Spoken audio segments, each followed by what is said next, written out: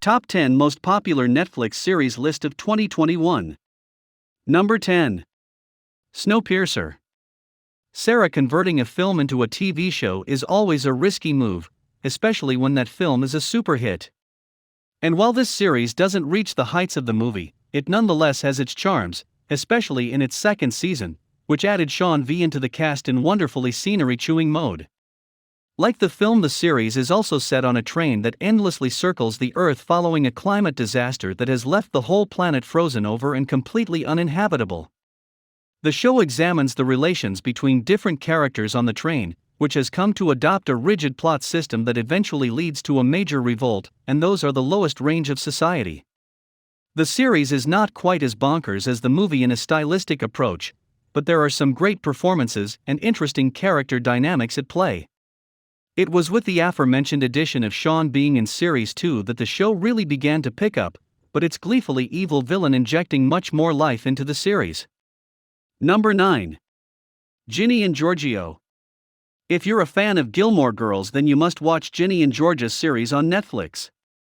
This series is showing a strained relationship between young mom Georgia, played by Brian Howie, and her very headstrong teenage daughter Ginny, slayed by Antonia Gentry. This Netflix series is very significant of the 2000s drama. This series also shows the awkward dynamics between parents and their children, with the hour-long episodes touching on multiple social issues from sexuality to disability, self-harming and race. The series also reflects a crime drama with Georgia, who has had a seriously hard life and ran away from her drug-addict mom and rude stepfather when she was very young, covering her tracks following the mysterious death of her husband. With lots of hilarious and heartwarming moments. Ginni and Giorgio is a light-hearted teen drama, but it is also not, with some very heavy topics throughout. Nevertheless, the series always brings us back to a place of warmth, with Georgia going to the ends of the earth to protect her kids. A must-watch if you asked me. Number 8. Bridgerton. Netflix did not have much of a reputation for period drama until recently. But everything changed after the lockdown Christmas of 2020. When the whole world needed a little cheer. Santa Claus presented the Most Glorious series onto the streaming service on the 25th of December, just in time for us to binge watch with our tins of quality streets. This series is based on Julia Quinn's popular novels and focuses on 8 siblings looking for love in sparkling Regency London, for us to meet her matches Daphne, played by Phoebe DeVore, who starts a fake love affair with the smoldering Duke of Hastings, aka breakout star and potential Bond Reggie Sean Page. But will their showmans turn into romance fun and fresh with brilliant performances, lavish costumes and a modern soundtrack? The series is a joyous distraction from everyday life, and went down to storm so much, so that it has already been commissioned up to Season 4. Although Reggie John Page has announced he won't be returning. Boo. Each series will focus on a different sibling in search of a spouse. Number 7. Lupe. Lupe is the first French show to break into US Netflix's top 10. It's a thriller that follows suave gentleman burglar SMZ, played by Omar Sy, as he tries to expose the corruption of a wealthy Parisian philanthropist, and in doing so clear his late father's good names. The good old-fashioned high series is both action-packed and suspenseful, but also smart and full of emotion. Part 1 Season 1 hit Netflix this January, but Part 2 is not expected until the summer, so you have plenty of time to catch up on the first 6 episodes. Number 6. Breaking Bad.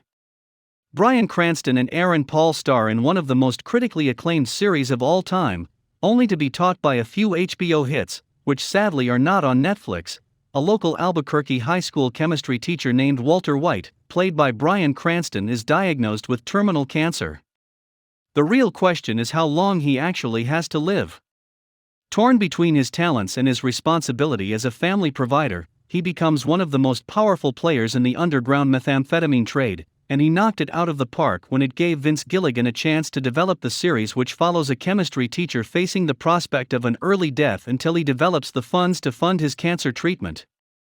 Although the series is now over, the series' legacy will carry on for decades given the stellar performances from the cast, excellent cinematography, and storylines that push the envelope of what a TV series can be. Number 5. Shadow and Bone. This fantasy book series comes to life on Netflix in this new adaptation, which won't disappoint his die-hard fan. Netflix's vault of young adult fantasies is bulging at this point, but Shadow and Bone will make this list as the cream of the crop. The Grishaverse is mostly done justice in the series of Shadow and Bone, which follows orphan mapmaker Lena Starcop as she discovers her powers, which create for her great allies and enemies. Like the series is perhaps slightly confusing to follow for non-book fans. But hey, isn't that what fantasy worlds are all about? 8 hours of peak young adult fantasy. Oh wait, you. Number 4. Last Chance U Basketball. It was another one of the most successful documentary series on Netflix, and Part 5 is the best season yet. This series, which follows the efforts of students of junior college aiming to break into big-time college football, and ultimately the NFL benefits from shifting his focus from oddball rural towns with outsized ambitions and important talent to the inner-city Laney College in Oakland, California. Plenty is not rich. It does not have more players to improve its team. It does not have and feed its players. It's a genuine part of the community, and the players come from that community.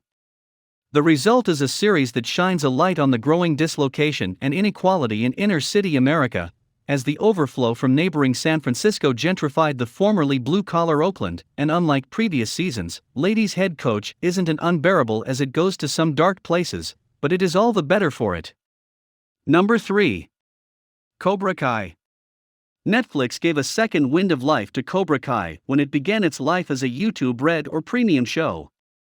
The series picked up decades from where the hugely successful Karate Kid movies left off with Johnny Lawrence and Daniel Russo. Reigniting old rivalries, the third season of Netflix's fan-favorite Cobra Kai, a martial arts comedy drama based on the original Karate Kid films, hit the streamer this January. A smash hit with fans of all ages. The wait until season 4 might be a while to catch up on the first 3 seasons of high-stakes karate school drama. Now, the series is camp, fun and easily bingeable, making it a perfect addition to Netflix with plenty of faces both new and old, keeping you engaged throughout. Number 2. The Queen's Gambit. Just might be a fascinating game, but it's probably fair to say most don't really view it as a spectator sport. On the face of it, then, a limited series revolving around the subject might not sound like a likely candidate for a mega word-of-mouth smash. Let's call it Frank's series. The Queen Gambit came exactly that when it arrived on Netflix in 2020, based on a novel by Walter Tevis. The narrative follows Beth Harmon, a young orphan and chess prodigy whose rise to the top of the game is offset by frequent struggles with addiction. And yet Taylor-Joy turns in one of the best small-screen performances in recent memory in the lead role, and is held by a brilliant supporting cast that includes Marielle Heller, Harry Belling and Thomas Brody Sangster, lavishly produced and filled with wonderful period detail. The sumptuous series includes an array of expertly staged chess match set pieces, and a plot that will keep you engaged for every minute of its 7-episode run. Number 1. Who Killed Sara Alex? A man convicted of a crime he did not commit is released after 18 years behind bars. Upon leaving, he only wants revenge on Rudolfo Lescano, the person responsible for the death of which he was sentenced. Things get complicated when Alex starts a sentimental relationship with Elisa Alez, Canto's younger daughter, and when he discovers that Rodolfo is innocent and that someone else who was skillfully kept in the shadows was the true cause of his disgrace.